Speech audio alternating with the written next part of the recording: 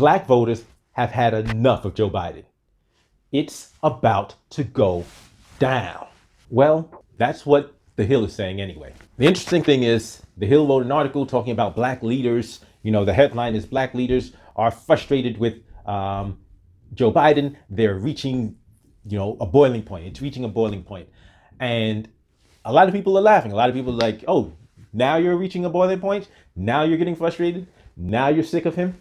And I agree with those people wholeheartedly. But there's a couple of interesting things about this article that we really have to pay attention to. Welcome to Escaping the Echo Chamber. I read this article and I'm like, wow, this article is, I think, what could be best described as a masterclass in psyops, because it's some absolute nonsense. I'm not saying that Joe Biden is doing right by black people. And I'm not saying that black people aren't upset with Joe Biden. I'm saying that the reasons this article stated have very little to do with black people, but it's propaganda and manipulation. Let me explain. This article talks about how black leaders, black voters, black activists are upset that voting rights legislation hasn't been passed.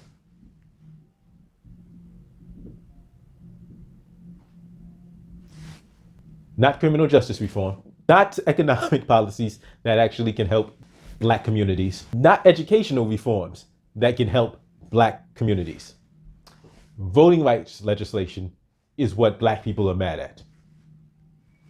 This article is a smokescreen, but it's not just this article. It's an entire technique. It's an entire area of political propaganda, of political journalism. You see, there are black individuals who are saying this kind of thing. But let me be clear to you. These black people are not operating with the best interest of the black community at heart. They're operating with the best interest of the Democratic Party at heart. That's who they're fighting for. They're fighting for a Democratic agenda, not a black agenda. And that's the purpose of this article, to supplant a black agenda with a Democratic agenda, but to make it look like this is a black agenda.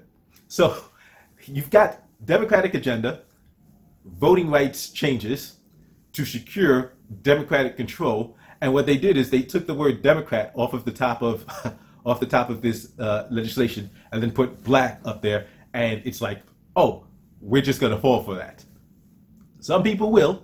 And there's some people who will actively promote this lie. But those people are part of the problem. You see, voting rights legislation is a Democratic Party priority. That is number one on the Democratic Party's agenda. Why? Because that is something they want to do to secure Democratic power of the Democratic Party and control of the Democratic Party over national and state elections in perpetuity. This has nothing to do with black people. Nothing. But they will continue to try to gaslight black voters, black activists, black communities into believing that their interests are our interests. They are not the same. What this article is talking about is how people are upset that 3 separate voting bills have failed to actually pass the Senate, from the John Lewis Act, the For the People Act, and the Freedom to Vote Act. And think about all of these names that they're giving them. All of these names have been designated to try to hypnotize black people into thinking this is for you.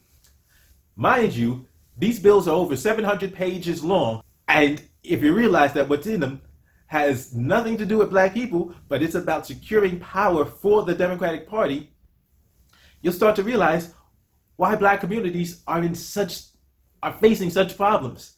Because the party that is standing here pretending to fight for us does not give a damn about us. That's the problem. And the pundits, the black leaders, because these are not black leaders, that are promoting this, their objective is to lie to us, to convince us of the lie that protecting Democratic Party interests is a benefit for us. They are not. That's why we're not talking about criminal justice reform. And instead of actually doing something about overzealous policing, police have actually gotten more money and have greater reign to do whatever.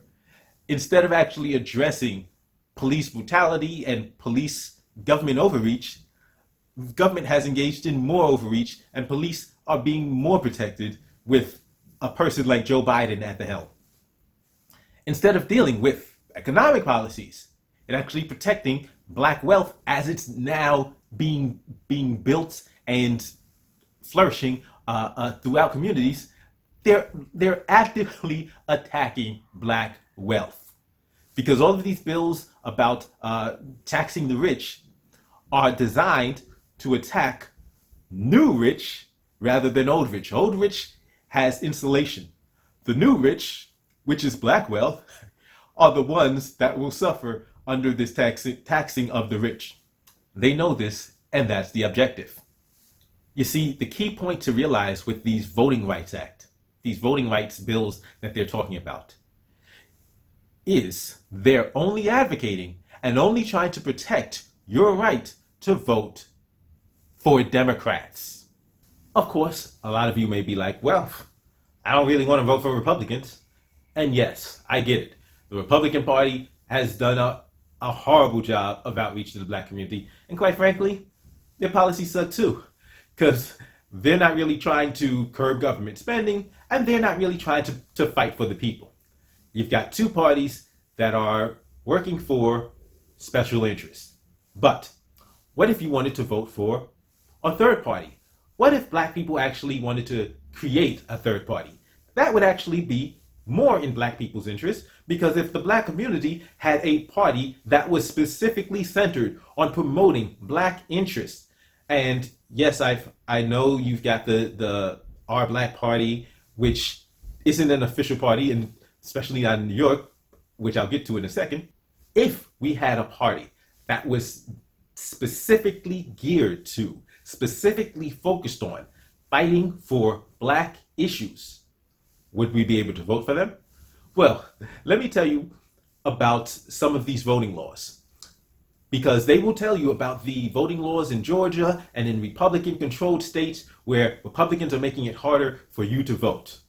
What they won't talk about is how Democrats are making it harder for you to choose who you vote for. Yes, because in 2021, Republicans are creating more laws and potentially hoops that people have to jump through, and controls that can be used to make voting more difficult. What Democrats did in 2020, here in New York State, at the heights of the pandemic, during lockdown, is change the laws within New York State to make it harder for us to choose who we vote for. They made it harder for people that are not part of the Democratic or Republican machine to run for office. In fact, they did it because there was a black man in New York State that scared the hell out of them. Here in New York State, you had a black man who ran for governor and who achieved the threshold necessary to make the Libertarian Party a recognized party in New York State. They decided, we don't want actual competition. We don't want people to actually choose who they can vote for. So we're going to change the rules. So now, instead of having to reach a threshold of 50,000 votes in the governor's election every 4 years to become a state recognized party, every 2 years, a party must have 130,000 votes or more, or 2% of the electorate, in order to achieve official party status in New York State. So what New York State did was, when they passed this law, they made it effective immediately, so that during the pandemic, third parties now had to reach a higher threshold to continue to exist as third parties in New York State. That's what Democrats did. Because let me tell you, New York State has a Democratic supermajority. Supermajority. It's all Democrats, and they did it. They did it to make sure we don't have the ability to choose who we vote. So they want us to vote as long as it's for them. Don't be confused. Don't be misled with this nonsense that voting rights and fighting for voting rights, as they've defined it, as they are narrowly defining it, is in our interest. Because unless legislation includes the ability to make it easier for us to choose whom we vote for the Black community to choose our own representatives, to have our own party. If that's not part of the deal, it's not a Black agenda. As always, don't forget to give me the thumbs up, like, share, subscribe if you haven't already. And if you disagree with me and you think that, no, the Democrats are fighting for Black people, give me a thumbs down and tell me why you think that things like the 94 Crime Bill, the 86 Anti-Drug Abuse Act, and the 84 Sentencing Reform Act, which wreaked havoc on the Black community, are actually good things. Put it down in the comment section. I'll respond either in the comment section or in a future video. I'll see you next time.